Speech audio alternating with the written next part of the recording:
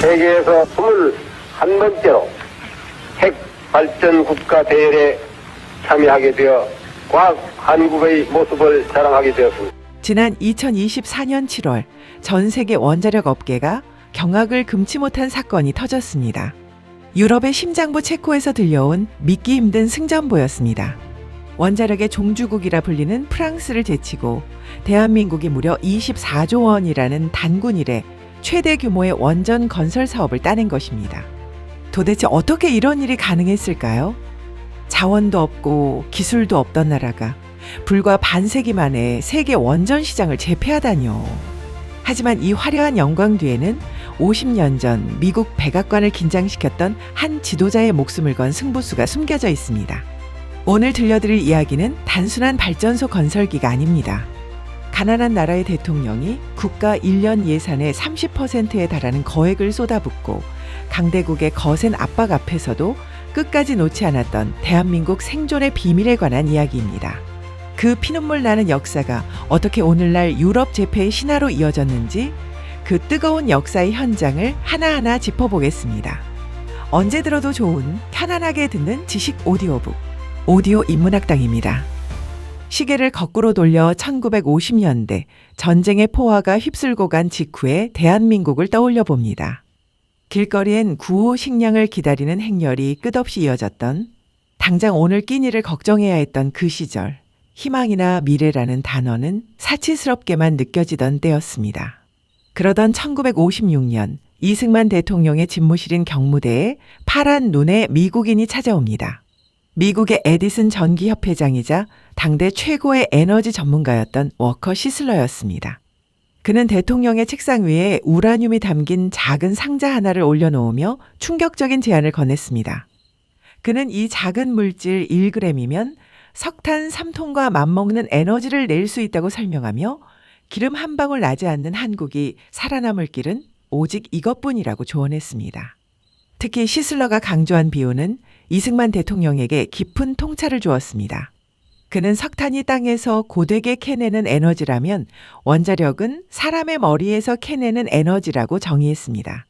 자원은 없지만 우수한 두뇌를 가진 인재가 많은 한국에 가장 적합한 에너지원임을 역설한 것입니다. 그날 이후 끼니도 잊기 힘들던 가난한 나라에서 기적과도 같은 투자가 시작되었습니다. 1958년 원자력법이 제정되었고 이듬해에는 원자력원이 설립되었습니다. 무엇보다 놀라운 것은 인재 양성에 대한 과감한 투자였습니다. 당시 정부는 국비 유학생을 선발해 해외로 보냈는데 학생 한 명당 지원한 금액은 국민 평균 소득의 수십 배에 달하는 거금이었습니다. 정치권과 언론에서는 당장 먹을 쌀도 없는 상황에서 뜬구름 잡는 소리라며 맹비난을 퍼부었습니다. 하지만 이승만 대통령은 지금 굶더라도 배워야 산다며 20년 뒤의 미래를 내다보고 투자를 강행했습니다. 그때 떠난 젊은 유학생들은 훗날 대한민국 원자력의 초석이 되었고 오늘날 우리가 누리는 풍요의 씨앗이 되었습니다. 시간은 흘러 1960년대 박정희 대통령의 시대가 열렸습니다. 박 대통령은 조국 근대화와 경제 개발을 위해서는 값싸고 안정적인 전기가 무제한으로 공급되어야 한다고 판단했고 그 유일한 해답이 원자력임을 직감했습니다. 하지만 문제는 상상을 초월하는 막대한 비용이었습니다. 대한민국 최초의 원자력 발전소인 고리 1호기 건설 비용은 당시 돈으로 약 1,560억 원에 달했습니다. 이는 당시 대한민국 정부 1년 전체 예산의 약 4분의 1, 많게는 30%에 육박하는 천문학적인 금액이었습니다. 나라 살림의 30%에 달하는 거액을 발전소 하나에 쏟아붓는다는 것은 단순한 투자가 아니라 실패하면 국가 재정이 파탄날 수도 있는 위대한 결단이자 위험한 승부수였습니다. 참모진들은 화력발전소를 짓는 것이 훨씬 경제적이라며 만류했지만 박 대통령은 적은 연료로 거대한 에너지를 내는 원자력의 효율성에 주목하며 뜻을 굽히지 않았습니다. 박 대통령은 고리 1호기 기공식에서 촌로들을 향해 미국 잠수함이 작은 연료 상자 하나로 기름 없이 1년을 항해하는 이치를 설명하며 원자력의 중요성을 직접 설파하기도 했습니다. 이 과정에서 노형, 즉 원자로의 형태를 결정하는 문제를 두고 치열한 마쿠 전쟁이 벌어졌습니다. 당시 세계 원전 시장은 미국의 가압 경수로 방식과 영국의 가스 냉각로 방식이 팽팽하게 맞서고 있었습니다. 특히 영국 측 로비스트는 한국 정재계 유력 인사들에게 접근하여 영국식 원전을 도입할 경우 막대한 차관 제공과 리베이트를 약속하며 강력한 로비를 펼쳤습니다. 정치권의 기류는 이미 영국 쪽으로 기울어져 있었습니다. 하지만 현장의 기술자들은 달랐습니다. 한전의 기술이사를 비롯한 실무진들은 자신의 직을 걸고 청와대에 보고서를 올렸습니다. 그들은 영국 방식이 흑연을 사용하여 화재 위험이 크고 경제성이 떨어진다는 치명적인 약점을 지적했습니다. 또한 뇌물이나 로비에 흔들려 국가의 100년 대계를 망칠 수 없으며 기술적으로 검증된 미국 웨스팅하우스의 경수로를 도입해야 한다고 강력히 건의했습니다. 정치적 이익이나 자금 확보를 우선했다면 로비가 오가는 쪽을 선택할 수도 있었을 것입니다. 하지만 박정희 대통령은 정치 논리를 철저히 배제하고 현장 기술자들의 전문적인 판단을 전적으로 신뢰하여 미국식 경수로 도입을 최종 결정했습니다. 이 결정은 훗날 신의 한 수로 평가받게 됩니다. 얼마 지나지 않아 영국식 가스 냉각로는 갖은 결함으로 세계 시장에서 도태되었고 한국이 선택한 경수로가 세계 표준으로 자리 잡았기 때문입니다. 만약 그때 영국의 로비에 넘어갔다면 한국의 원자력 산업은 시작부터 실패의 늪에 빠졌을 것입니다. 그런데 여기서 한 가지 풀리지 않은 의문점이 발생합니다. 첫 번째 원전인 고리 1호기 건설 당시 그토록 미국식 경수로의 우수성과 기술적 안정성을 강조했던 박정희 정부가 두 번째 원전인 월성 1호기를 도입할 때는 돌연 태도를 바꿔 생소한 캐나다식 중수로를 고집했다는 사실입니다. 당시 실무진과 미국 측 관계자들은 부품 호환성과 유지 보수의 편의성, 그리고 운전 경험의 지속성을 고려할 때 미국식 경수로를 계속 도입하는 것이 합리적이라며 의아해했습니다. 도대체 박정희 대통령은 왜 모두의 의구심과 반대를 무릅쓰고 캐나다 방식을 고집했을까요? 여기에는 대외적으로 공표할 수 없었던 국가 생존을 위한 은밀하고도 무서운 전략이 숨겨져 있었습니다. 이 수수께끼를 풀기 위해서는 1970년대 초반 한반도를 둘러싼 위태로웠던 안보 상황을 먼저 이해해야 합니다. 1969년 미국 닉슨 대통령은 아시아의 방위는 아시아인의 손으로 하라는 내용의 닉슨 독트린을 발표했습니다. 이는 사실상 미국이 더 이상 한국을 위해 무조건적인 희생을 감수하지 않겠다는 일방적인 통보나 다름없었습니다. 우려는 곧 현실이 되어 1971년 주한미 7사단 병력이 철수했고 1975년 4월에는 전 세계가 지켜보는 가운데 월남이 패망하는 충격적인 사건이 벌어졌습니다. 박정희 대통령은 미군이 철수하자마자 힘없이 무너져 내리는 월남의 참상을 목격하며 맹방이라 믿었던 미국도 자국의 이익에 따라 언제든 한국을 떠날 수 있다는 냉혹한 국제정치의 현실을 뼈저리게 깨달았습니다. 북한과 거대 공산권 국가들이 위협하는 상황에서 미군 없는 대한민국은 그야말로 풍전등화의 신세였습니다. 이 절체절명의 위기 속에서 박 대통령이 선택한 유일한 생존 전략은 바로 자주국방이었고 그 자주국방의 완성점은 바로 자체적인 핵무기 보유 능력을 갖추는 것이었습니다. 앞서 언급한 캐나다식 중수로 도입의 미스터리는 바로 이 지점에서 풀립니다. 전문가들은 이를 박정희 대통령의 치밀한 투트랙 전략으로 분석합니다. 고리 1호기와 같은 경수로는 전력 생산 효율은 높지만 구조상 핵무기 원료인 플루토늄을 추출하기가 매우 어렵습니다. 연료를 교체하려면 발전소 가동을 멈추고 압력 용기를 열어야 하므로 미국의 철저한 감시망을 피하는 것이 불가능에 가깝기 때문입니다. 즉, 경수로는 철저히 경제 발전을 위한 전력 생산용이었습니다.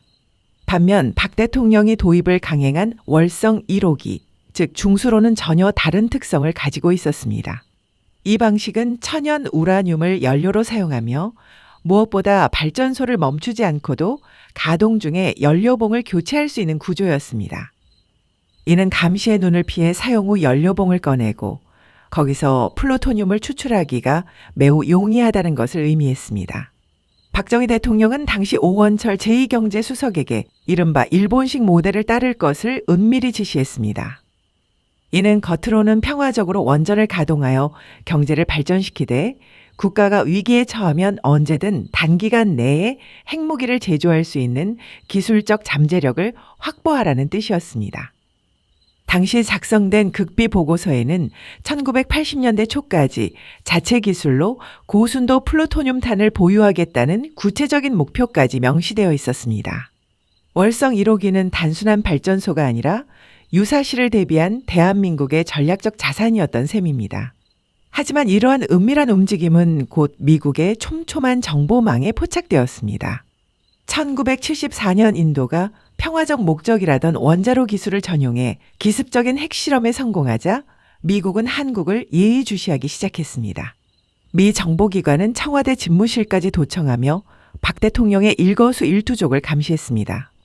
미국의 압박은 전방위적이고 노골적이었습니다. 당시 미국 대사는 한국 정부의 핵개발 중단을 요구하며 이를 따르지 않을 경우 한미동맹 파기는 물론 모든 경제 원조를 중단하겠다는 초강수를 두었습니다. 한국 경제를 파탄내겠다는 위협 앞에서 지도자의 고뇌는 깊어질 수밖에 없었습니다. 여기서 주목해야 할 국가는 바로 프랑스입니다. 당시 박정희 대통령은 플루토늄을 추출할 수 있는 핵심 설비인 재처리 시설을 들여오기 위해 프랑스 회사와 비밀리에 계약을 체결했습니다. 계약금까지 지불된 상태였으나 미국이 키신저 국무장관을 통해 프랑스를 강력하게 압박하자 상황은 급변했습니다. 프랑스조차 미국의 서슬퍼런 경고를 무시할 수 없었습니다. 결국 그들은 미국의 압박에 굴복해 한국에 일방적으로 계약 파기를 통보했습니다. 기술을 전수할 수 없다는 프랑스의 차가운 통보에 한국은 국제 무대에서 철저히 고립되었습니다. 돈도 힘도 없던 약소국의 서름이었습니다.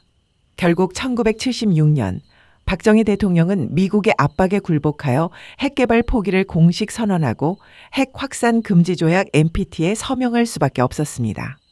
하지만 그는 끝까지 포기하지 않은 것이 하나 있었습니다. 바로 기술이었습니다. 재처리 시설은 포기하더라도 플루토늄 생산 잠재력을 가진 월성 중수로 건설만큼은 미국의 반대를 무릅쓰고 끝까지 관철시켰습니다. 비록 당장 핵무기는 만들지 못하더라도 그것을 만들 수 있는 능력과 기술적 토대만은 후손에게 남겨주려 했던 지도자의 마지막 고집이었습니다. 1979년 10월 26일 박정희 대통령의 서거와 함께 대한민국의 비밀스러운 핵무장 프로젝트는 역사 속으로 사라졌습니다. 신군부가 들어서면서 관련 연구소는 통폐합되었고 연구 자료들은 폐기되는 수순을 밟았습니다. 많은 사람들이 이 지점에서 대한민국의 도전이 실패로 끝났다고 생각합니다. 하지만 진정한 반전은 여기서부터 시작됩니다. 박정희 대통령이 남긴 진짜 유산은 핵이 아니었습니다. 바로 그것을 만들기 위해 밤새워 연구하고 도면과 씨름했던 사람, 그리고 독하게 축적한 기술력이었습니다. 당시 대덕단지의 국방과학연구소와 원자력연구소 연구원들은 연구실 한 구석에 간이 침대를 놓고 쪽잠을 자며 기술 자립을 위해 피땀을 흘렸습니다.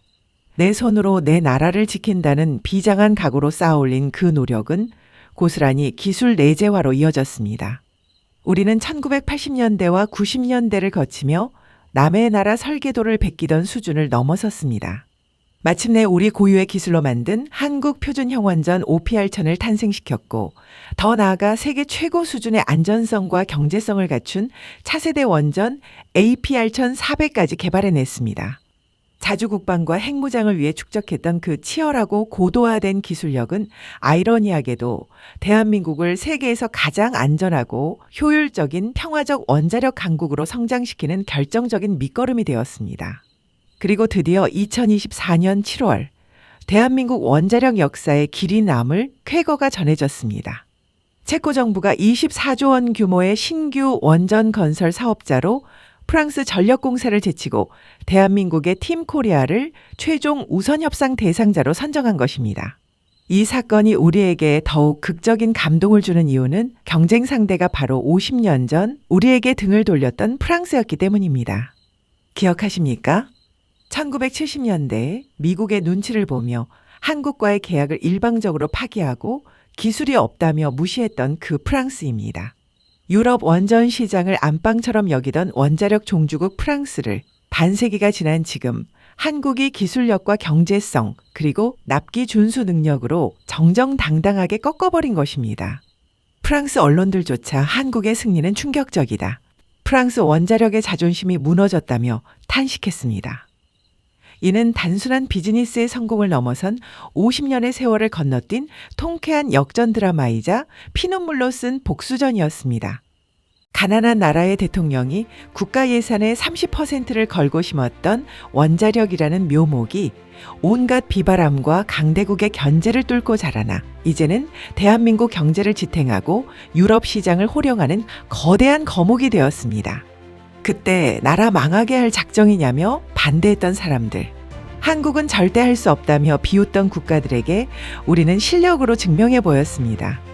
이승만 대통령이 꿈꾸었던 머리에서 캐는 에너지, 박정희 대통령이 갈망했던 자주국방의 기술, 두 지도자의 시대를 앞선 해안과 뚝심, 그리고 수많은 과학자와 기술자들의 헌신이 없었다면 오늘의 이 영광은 결코 존재하지 않았을 것입니다. 힘이 없어 서론받던 나라에서 이제는 세계 최강국들과 어깨를 나란히 하는 원전 강국 코리아. 누군가는 과거의 정권을 비판하고 누군가는 그 시절의 결정을 무모했다고 평가할지도 모릅니다. 하지만 그들이 목숨 걸고 지켜낸 이 기술이 오늘날 우리 아들, 딸들의 먹거리가 되고 대한민국의 든든한 방패가 되었다는 사실만큼은 부정할 수 없을 것입니다. 여러분의 생각은 어떠십니까? 박정희 대통령의 원자력 집념이 없었다면 오늘의 대한민국이 있었을까요? 댓글로 여러분의 소중한 의견을 남겨주세요. 여러분의 댓글이 대한민국 역사를 바로 세우는 힘이 됩니다. 다음 영상에서도 여러분이 모르셨던 대한민국의 놀라운 이야기를 가져오겠습니다. 오늘도 오디오 인문학당을 시청해 주셔서 감사합니다. 늘 건강하시고 행복하시기를 기원합니다.